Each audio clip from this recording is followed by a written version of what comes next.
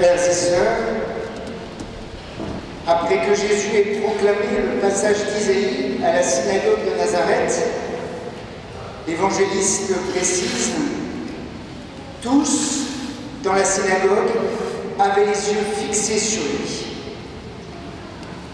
Actualisons en ce jeudi saint cette attitude de l'auditoire rassemblé à la synagogue de Nazareth. Fixer le regard sur le Christ. Voici aujourd'hui l'invitation précieuse que nous recevons. Invitation essentielle, vitale, particulièrement urgente en ce moment difficile de la vie de notre Église, appelée à se convertir en profondeur.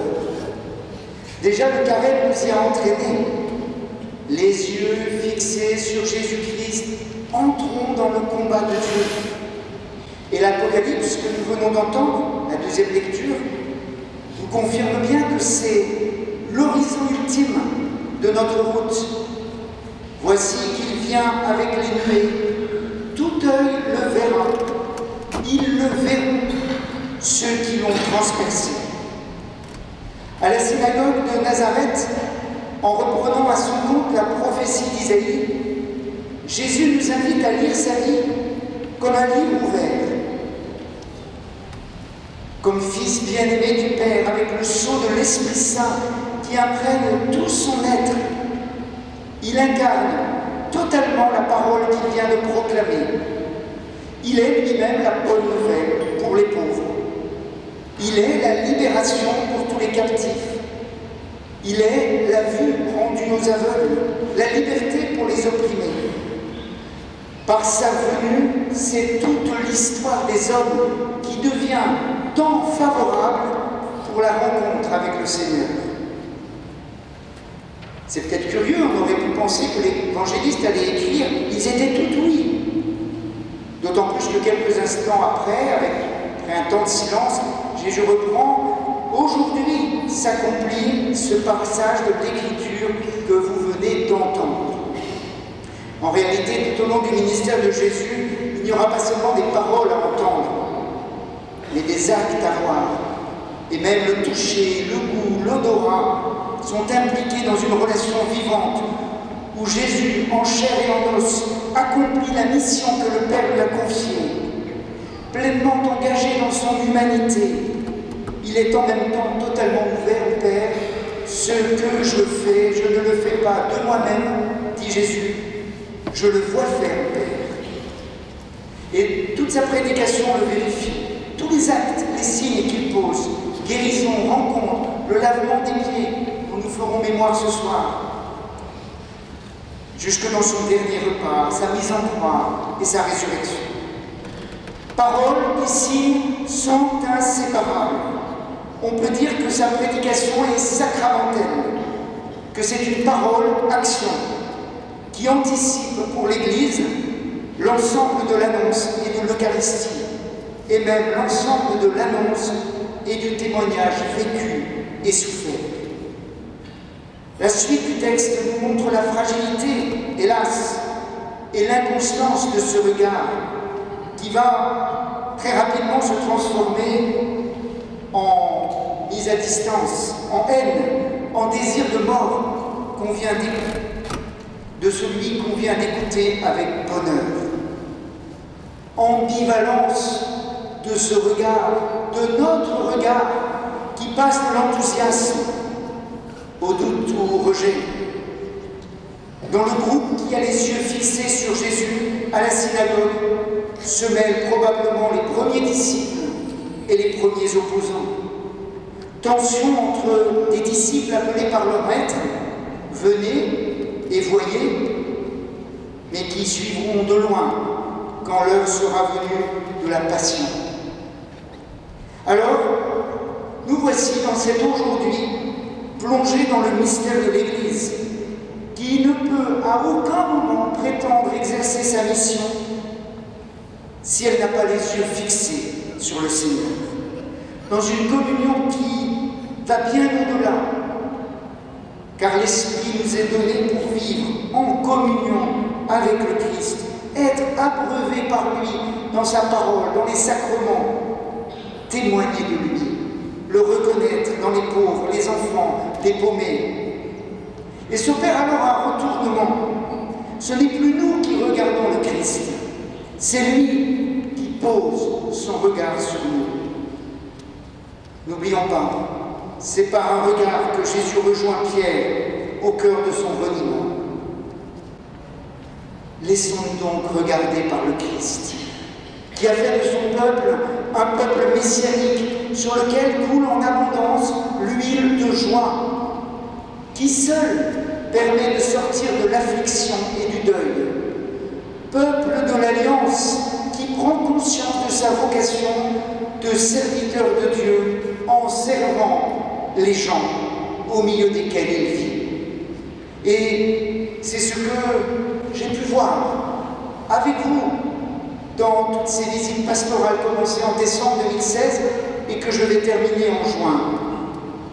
Petite fraternité de la parole de Dieu, expérience nouvelle de catéchèse, initiative pour accompagner les familles, les aînés, les jeunes, les couples, dialogue avec les élus, accueil des migrants, soutien aux malades, écoute de ce que vivent les agriculteurs, les entrepreneurs, les artisans dans notre réalité de la Drôme.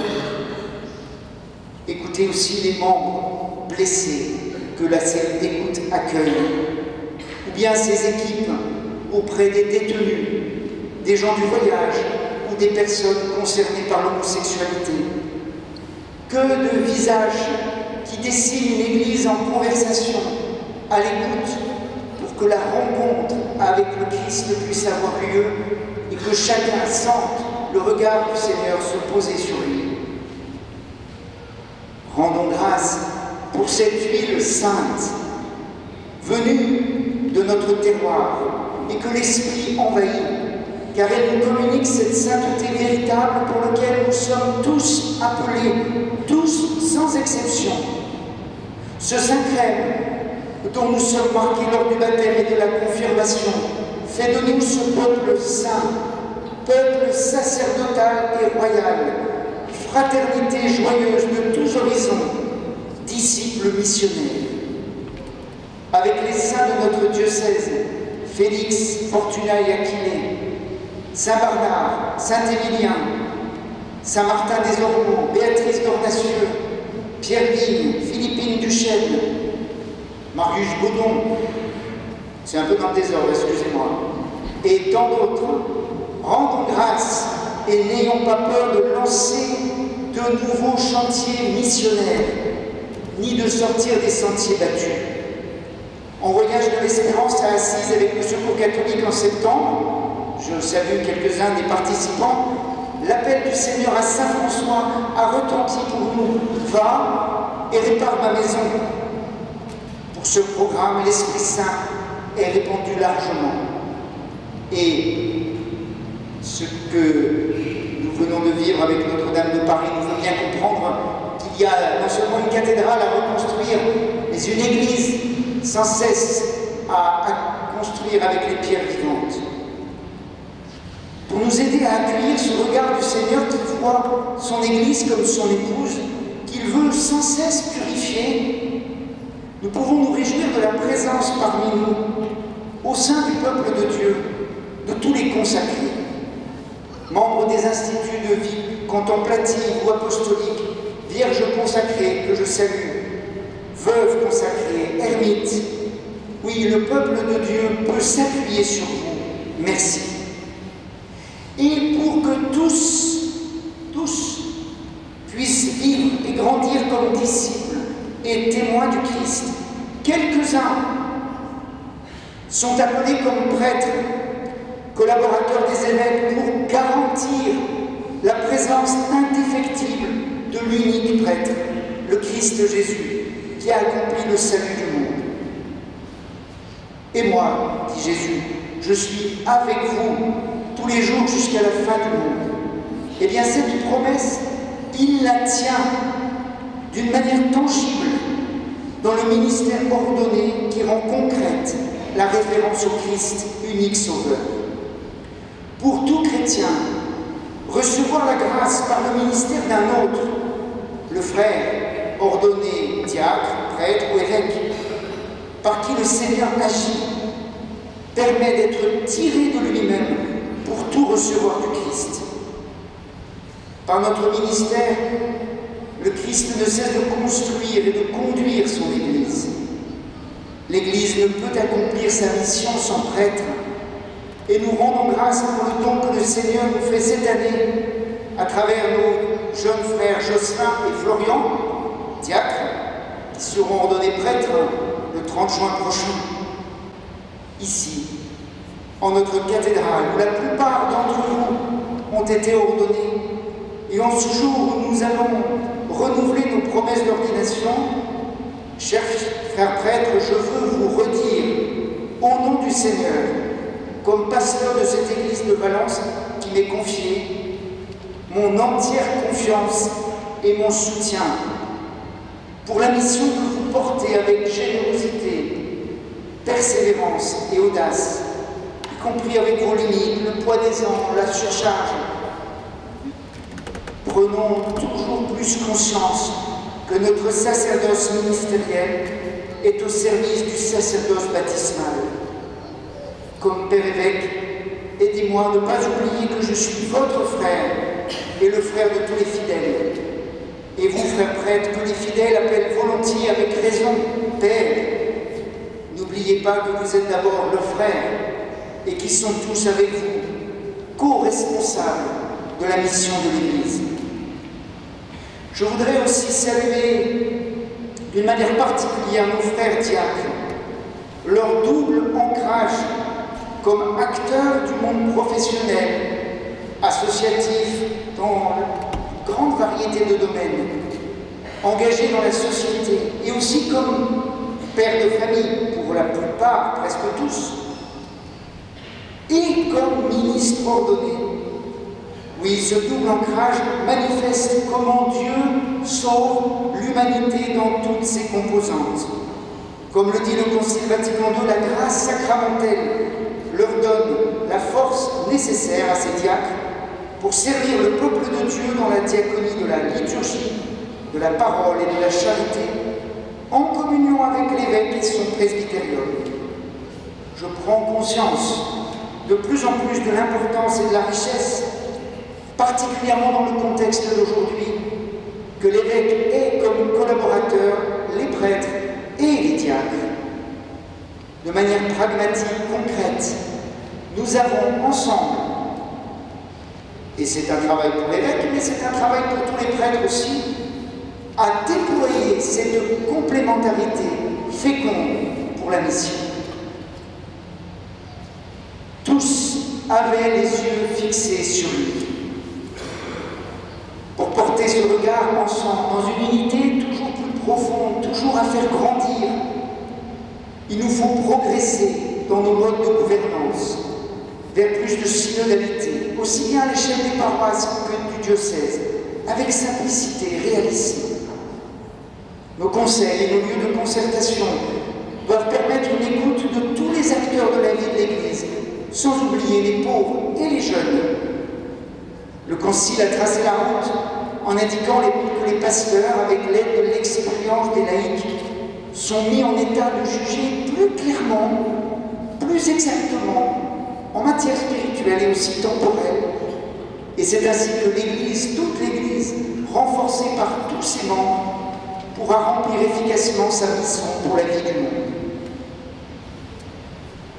Frères et sœurs, regardons ensemble le Christ.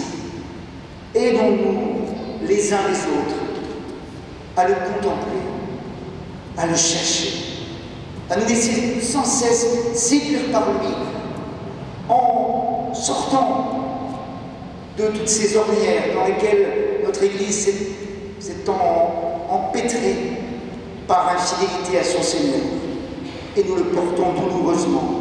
Je le disais hier aux jeunes de la marche de Pâques, pratiquement au sommet là, de la forêt de Soule du Grand Pomerol, nous avons envie, et vous les jeunes, vous êtes là pour nous aider, et tous les les nouveaux prêtres, les nouveaux diacres, les nouveaux baptisés de cette Pâque, les nouveaux confirmés de Pentecôte.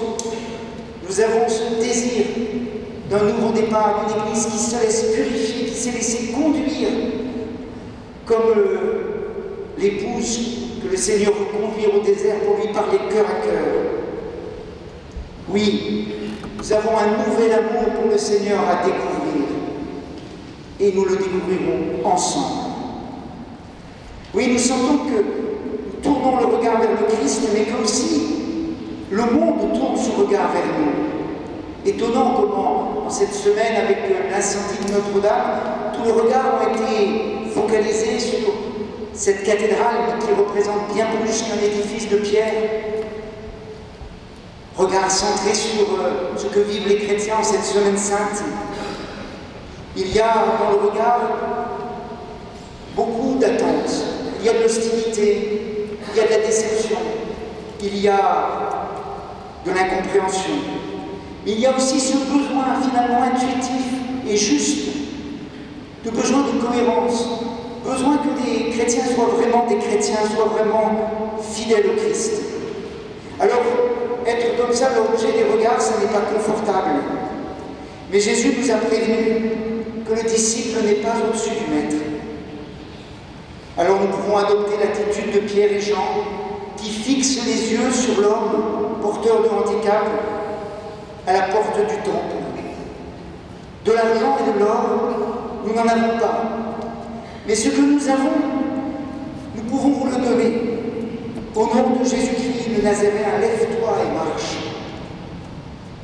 Oui, fixons les yeux sur le chef de notre foi, qui l'amène à sa perfection, comme nous dit l'Épître aux Hébreux, sur Jésus, qui a enduré la croix au lieu de la joie qui lui était proposée. Et passons, comme c'est ce mouvement naturel, de ce feu qui détruit cette cathédrale que nous aimons tant et qui est le signe pour le monde entier de la foi et d'une tradition vivante. Passons de ce feu qui détruit au feu qui régénère, qui purifie. Ce feu nouveau que nous allumerons samedi soir à l'oreille de la vigile pascale. Ce feu pour allumer le cierge de Pâques, le Christ le ressuscité, qui va nous réchauffer, nous réjouir, et dont nous deviendrons porteurs de cette lumière, dont nous sommes porteurs. Alors au seuil de ce triomphe pascal, demandons au Seigneur de laver notre regard, notre cœur, et de nous plonger dans sa miséricorde.